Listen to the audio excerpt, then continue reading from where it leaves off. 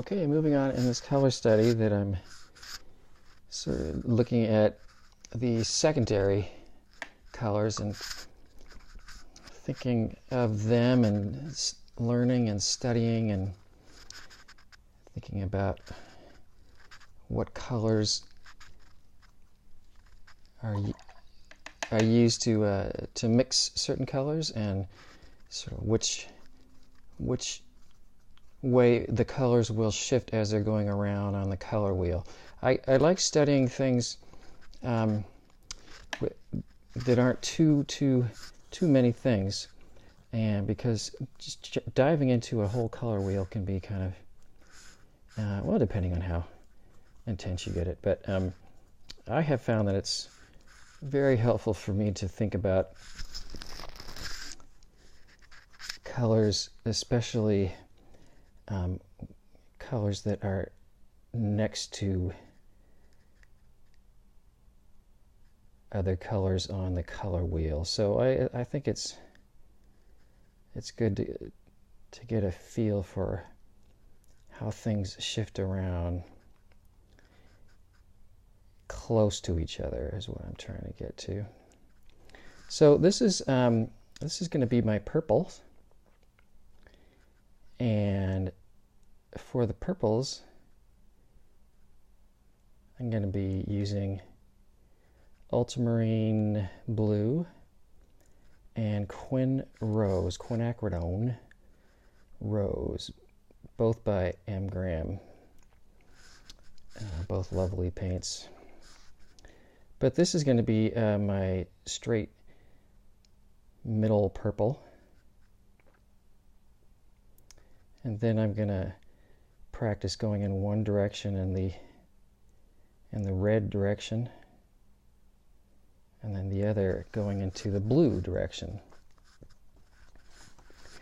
So let's see, there is what's probably going to not going to need a, well, I don't know, who knows. I always add layers.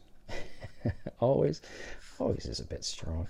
But now I'm going to start adding a little bit more. That was just a kind of an even mix of the ultramarine blue and the quinacridone rose. Those two colors are much more have closer tinting strengths than the mix up here with yellow and naphthol red. So this is going to be what I'm going to call a reddish purple. Naming conventions for colors is a whole interesting subject.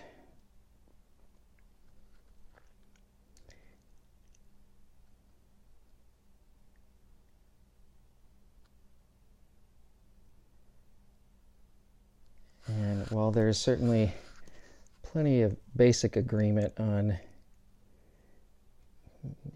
names of the colors, the hues of the rainbow, and color wheel, etc.,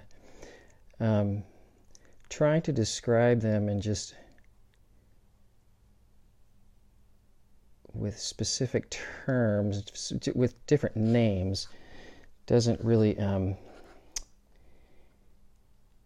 can oftentimes not be that helpful. But I'm trying to just use purples in my names for this study, orange in my names for this study, and I'm also going to get this little blurb of purple that slipped out got out of control. I'm just bringing in a little clear water and trying to wet it. It's gonna that may leave a little bit of a mark. I'll deal with that later. Back to the mixes of quin rose and ultramarine blue. I'm going to add a little bit more of the rose, and I'm trying to get it over here in a direction that I would call more a a red, but a purpley red.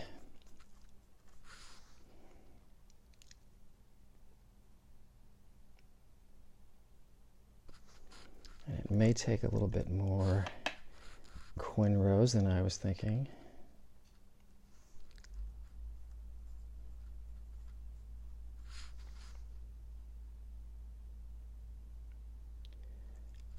Another good reason that I like building up slowly.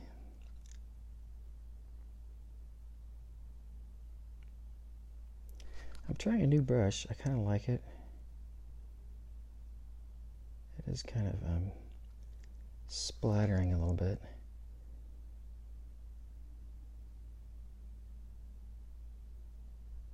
I may go to a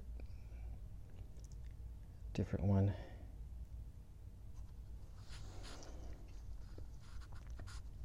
Or I may not. So that's purple going in the red direction, to the red side.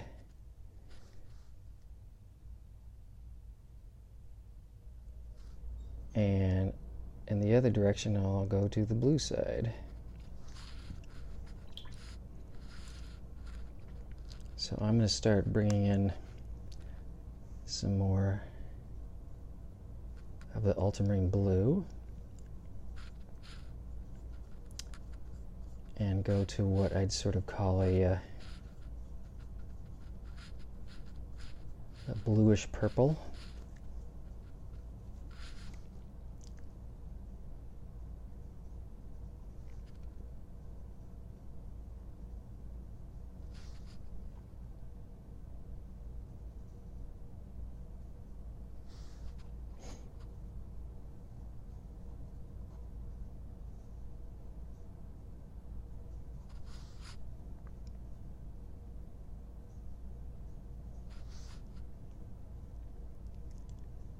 The trouble with just sort of trying to use names of colors is there's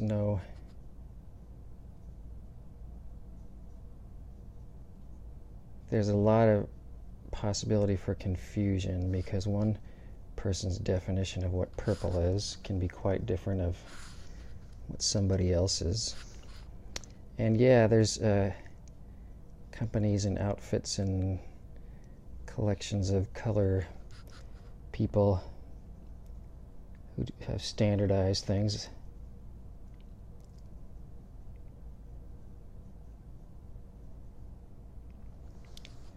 But it's still a pretty subjective sort of thing. I'm going to add a little bit more ultramarine blue.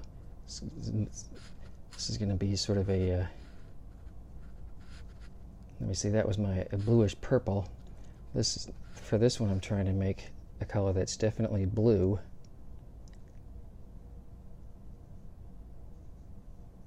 But you could describe as having a touch of purple in it. Purplish blue. It looks on my paper right now kind of periwinkle. It's a great example. Fun name, but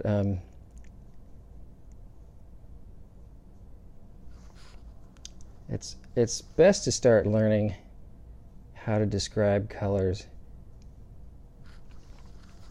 more in terms of color theory, and I'll be talking more about that.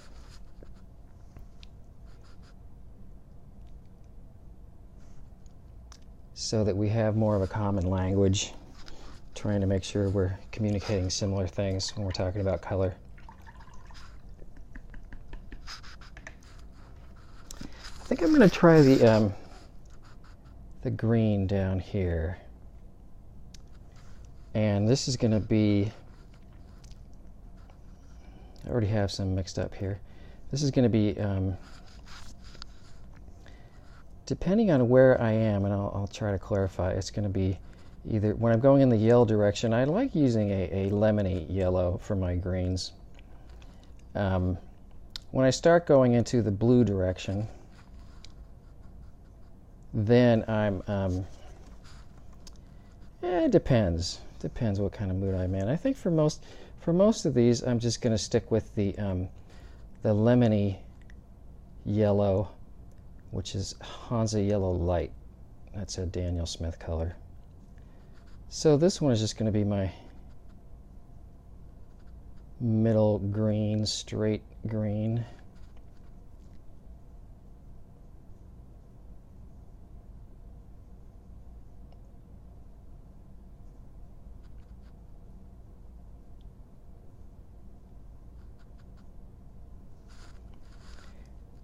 And on the color wheel, as you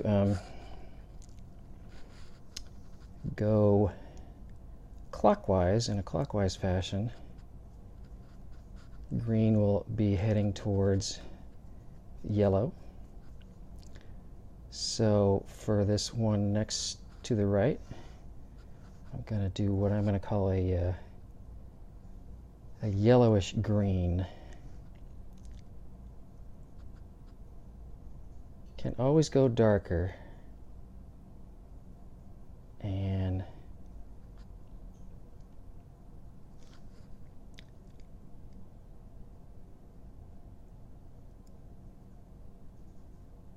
because the yellow is such a much lighter valued color,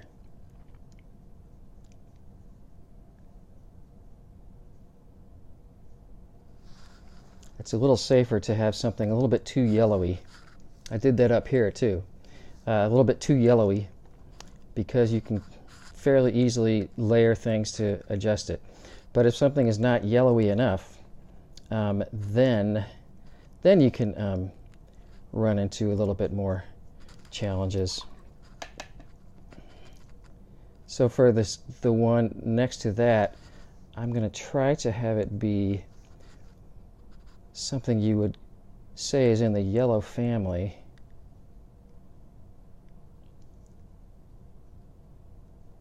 But has a greenish tint, greenish quality.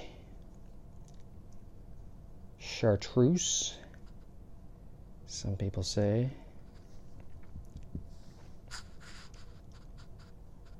While I'm here, I'm just going to sort of clean up these.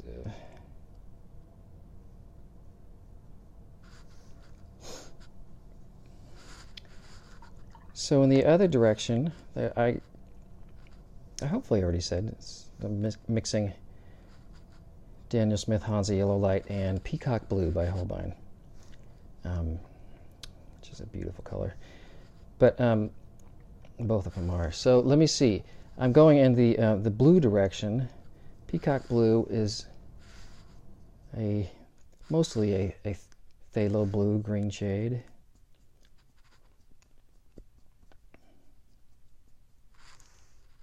So it can have a pretty strong tinting strength as well. So, but as I go in this direction, I'm trying to get to a green that you would describe as a bluish green. So a decent more amount of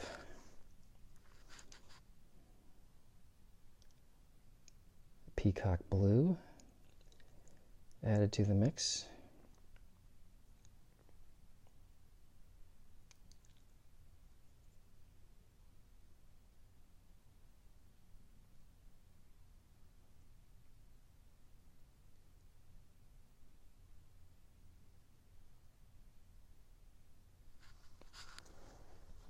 I don't know, that might not be blue enough.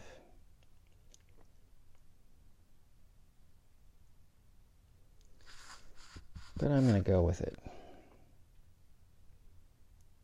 I think I'll add, as a little, both kind of a fun thing to affect. It's just dabbing in some clear water. And that has the effect of both lightening it up some as well as pushing color out to the edges, which is an effect that I've always loved about watercolor. And it's going to allow me, if I do want to get a little bit more blue, I'll be able to do it much easier if it's already a lighter value. So then this final one, I want to think of it as a blue color that has a hint of green.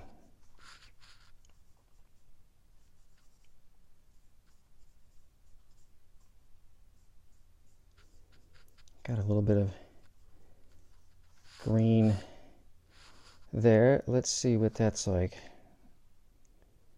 That's pretty.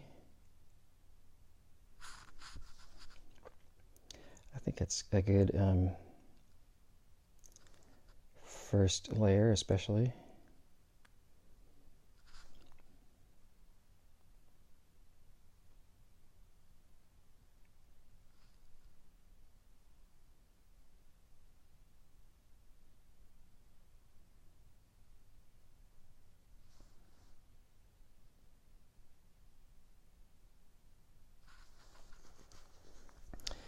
So we're laying down the foundations of studying all these secondary colors and the colors immediately juxtaposed, flanking those colors on the color wheel. And I'm adding even a little bit more than you would see sort of in a traditional simplified color wheel, because I think it's great to really sort of start learning a color and start knowing what that color shifts to in one direction of the color wheel as well as the other direction in the color wheel. So this is our orange that we started out with, and in this direction we're going towards red. In the other direction we're going towards more yellow. This is our purple. In this direction we're going more blue. In this direction we're going more red. This is our green. This direction more yellow. That direction more blue. So I'm going to stop for now and dry things and do more soon. Okay.